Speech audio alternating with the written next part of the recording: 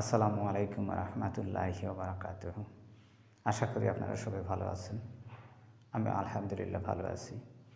আজকে আমি সেন্টেন্সের প্রকারভেদ এর দ্বিতীয় ক্লাস নিয়ে হাজির হয়েছি। প্রথম ক্লাসে আমি অর্থ অনুযায়ী সেন্টেন্সের প্রকারভেদ নিয়ে আলোচনা করেছিলাম। আজকে সেন্টেন্সের গঠন অনুযায়ী প্রকারভেদ এই নিয়ে আলোচনা করব। তাহলে গঠন অনুসারে সেন্টেন্সকে তিন ভাগে ভাগ করা হয়। এক, সিম্পল; দুই, কমপ্লেক্স; তিন, কম্পাউন্ড। তাহলে সিম্পল সেন্টেন্স। সিম্পল সেন্টেন্স কি? সিম্পল সেন্টেন্স মানে হচ্ছে সাধারণ একটা সেন্টেন্স যার একটিমাত্র সাবজেক্ট ও একটি ফাইনাইট ভার্ব থাকে। অর্থাৎ এখানে বলা হচ্ছে যে এটাতে একটা সেন্টেন্স থাকবে, একটি সেন্টেন্স উইথ একটি ফাইনাইট ভার্ব। তাহলে আমাদের একটু জানার দরকার হোয়াট ইজ ফাইনাইট ভার্ব।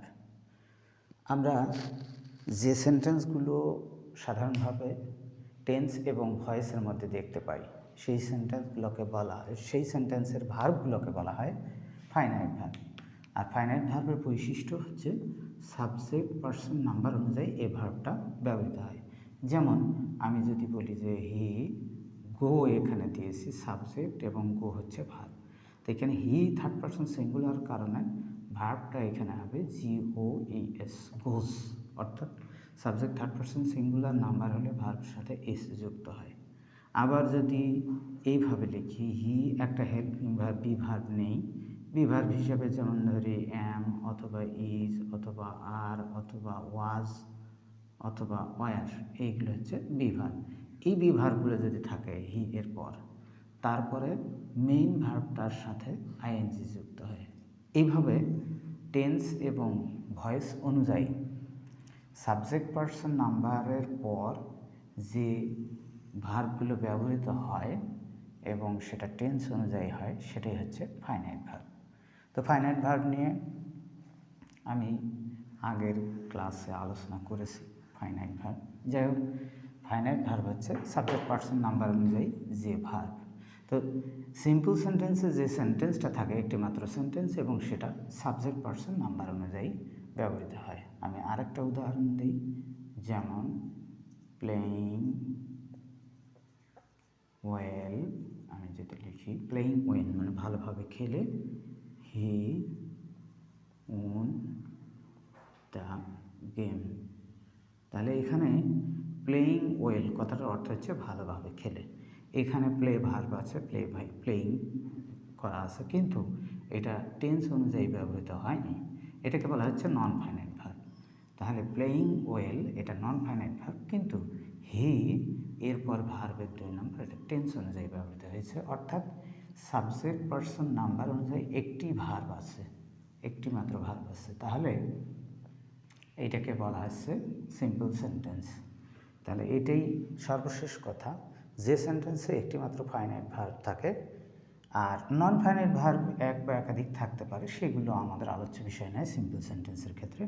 যে সেন্টেন্সে একটি মাত্র ফাইনাইট ভার্ব সেটাকে বলা হয় সিম্পল সেন্টেন্স। তাহলে এইবার আমরা বুঝলাম সিম্পল সেন্টেন্স কি। ওকে, নেক্সট আমরা যাই কমপ্লেক্স সেন্টেন্স। কমপ্লেক্স সেন্টেন্স কি?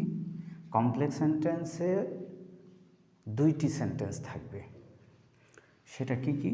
একটাকে বলা হয় মেইন সেন্টেন্স বা এটাকে বলা হচ্ছে মেইন ক্লজ।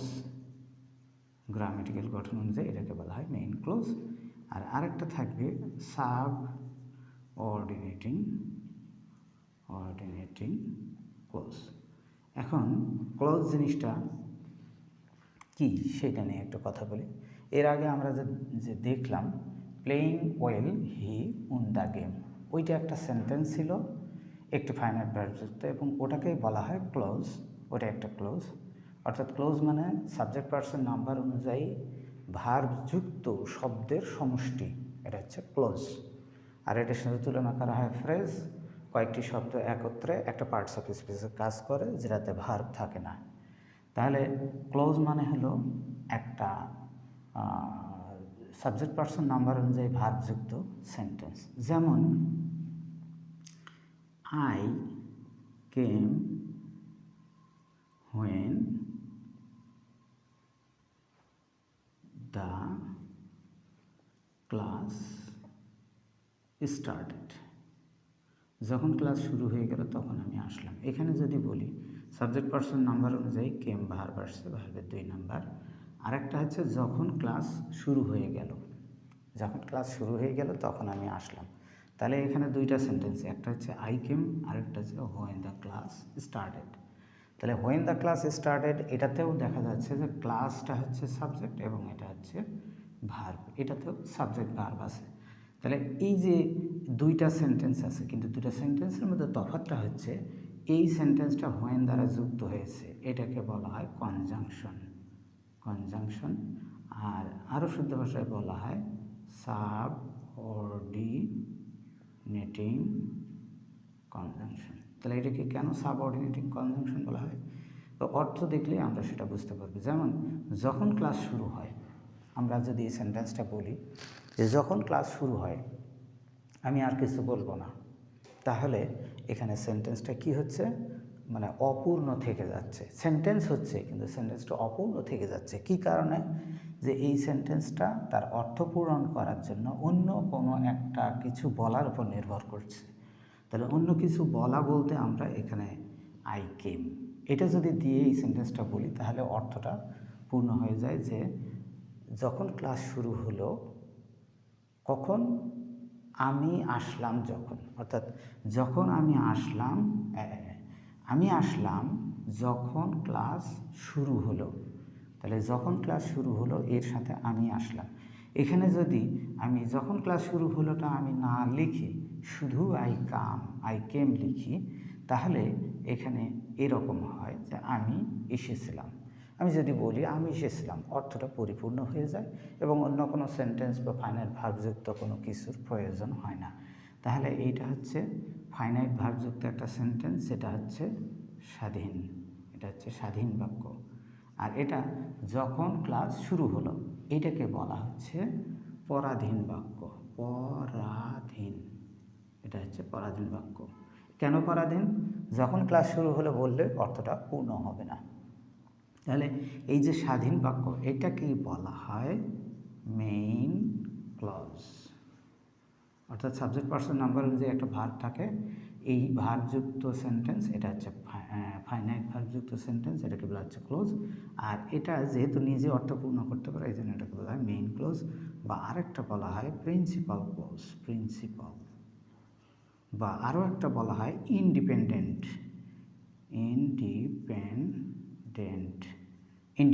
ক্লোজ। তাহলে ক্লোজটা এখানে আমরা যেটা পাচ্ছি সেটা হচ্ছে স্বাধীন ক্লোজ বা মেইন ক্লোজ বা প্রিন্সিপাল ক্লোজ বা ইন্ডিপেন্ডেন্ট ক্লোজ। আরেকটা যেটা পাচ্ছি এটা পরাধীন, যেটাকে বলা হচ্ছে সাবঅর্ডিনেট ক্লোজ। Subordinate clause. কেন এটা সাবঅর্ডিনেট? কারণ এটাতে সাবঅর্ডিনেটিং কনজাংশন যুক্ত আছে। তাহলে সাবঅর্ডিনেট ক্লোজ বলা হচ্ছে অথবা পরাধীন বাক্য, অথবা এটাকে আরেকটা বলা হয় ডিপেন্ডেন্ট ক্লোজ। Dependent close. তাহলে কমপ্লেক্স সেন্টেন্স কাকে বলে? যে সেন্টেন্সে দুইটা ক্লোজ থাকে, একটা মেইন ক্লোজ আর একটা সাবঅর্ডিনেট ক্লোজ। অর্থাৎ যে সেন্টেন্সের মধ্যে দুইটা সেন্টেন্স থাকবে, একটা স্বাধীন আর একটা হচ্ছে পরাধীন। এই স্বাধীন পরাধীন মিলে যে সেন্টেন্সটা হয় ওটাকে বলা হয় কমপ্লেক্স সেন্টেন্স। আর কমপ্লেক্স সেন্টেন্সটা সবসময় তার দুইটা আলাদা ফাইনাইট ভার্ব থাকবে। এখানে দুইটা আমরা ফাইনাইট ভার্ব দেখছি, একটা হচ্ছে কেম এসেছিলাম, আর একটা হচ্ছে শুরু হয়ে গেল, দুটা ফাইনাইট ভার্ব। তাহলে দুইটা ফাইনাইট ভার্ব যুক্ত দুইটা ক্লোজ, কিন্তু যার একটা স্বাধীন আর একটা পরাধীন, সেই সেন্টেন্সকে বলা হয় কমপ্লেক্স সেন্টেন্স। ওকে, এই পর্যন্ত কমপ্লেক্স সেন্টেন্স আলোচনা করলাম। এইবার আমরা যাব কম্পাউন্ড সেন্টেন্স। কম্পাউন্ড সেন্টেন্স কি? কম্পাউন্ড সেন্টেন্স এর অর্থ হলো যৌগিক বাক্য। কমপ্লেক্সের অর্থ ছিল জটিল বাক্য, আর এর অর্থ হলো যৌগিক বাক্য। আচ্ছা, যৌগিক কথাটা শুনলে আমরা এই ধরনের অর্থ বুঝতে পারি যে দুইটি জিনিস একত্রে। যেমন আমরা জানি পানির মধ্যে যদি লবণ দেওয়া যায় মিক্সার করে একটা শরবত তৈরি হয়। তাহলে পানির মধ্যে লবণ, পানি এবং চিনি দিয়ে যদি শরবত তৈরি করা হয়, যে শরবতটা হয় সেটা একটা জাস্ট কম্পাউন্ড সেন্টেন্সের মতো। এবং একে যখন আমরা আলাদা করতে যাই তখন দেখা যায় যে এর মধ্যে পানি এবং লবণ এবং চিনি এদেরকে আলাদা করা যায়, কিন্তু সেগুলো যুক্ত হয়ে এক হয়ে আছে। এখন আমরা যদি এইগুলোকে আলাদা করে দিই তাহলে আলাদা আলাদা একটা সেন্টেন্স হবে এবং তার নিজস্ব একটা বৈশিষ্ট্য থাকবে। তাহলে কম্পাউন্ড সেন্টেন্সটাও ঠিক এই রকম, যে সেন্টেন্সে দুই বা তার বেশি সেন্টেন্স যুক্ত হয় কোনো কোঅর্ডিনেটিং কনজাংশন দ্বারা। আর কোঅর্ডিনেটিং কনজাংশন হচ্ছে অ্যান্ড, বাট, অর, এইগুলো অ্যান্ড, বাট, অর এগুলোকে বলা হয় কোঅর্ডিনেটিং কনজাংশন। অর্থাৎ দুটো সেন্টেন্স অ্যান্ড, বাট দ্বারা যুক্ত থাকে, কিন্তু এদের বৈশিষ্ট্যটা হচ্ছে যে এদের প্রতিটা সেন্টেন্স আলাদা আলাদা অর্থ প্রকাশ করবে। কীভাবে অর্থ প্রকাশ করে আমরা উদাহরণে বোঝার চেষ্টা করি। ওকে, I finished my meal। আরেকটা সেন্টেন্স লিখছি অ্যান্ড ওয়েন্ট আউট। এখানে দুইটা সেন্টেন্স, সেটা কি কি? আই ফিনিশড মাই মিল, এটা হচ্ছে আই, অর্থাৎ এখানে এই ভার্ব বা ক্রিয়াটা আই সম্পাদন করেছে। আরেকটা হচ্ছে ওয়েন্ট আউট, বাহিরে গেলাম। তাহলে ওয়েন্ট আউট মানে বাহিরে গেলাম, কে বাহিরে গেল? ওই একই ব্যক্তি। আই ওয়েন্ট আউট, আমি এখানে আর আই ওয়েন্ট আউট এর জায়গায় আইটা লিখলাম না। কেন লিখলাম না? কারণ অ্যান্ড দ্বারা যুক্ত একই সাবজেক্ট দুটা সেন্টেন্স বা ক্রিয়া সম্পাদন করেছে।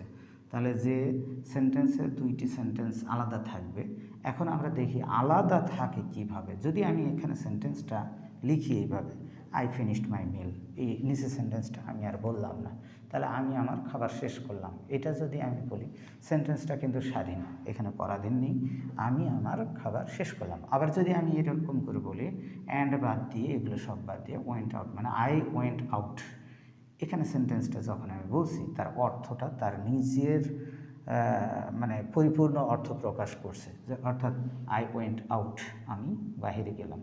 এটা কোনো সেন্টেন্সের উপর নির্ভরশীল না, বা এই সেন্টেন্সটাকে অর্থপূর্ণ করার জন্য আর কোনো সেন্টেন্স ব্যবহার করতে হবে না।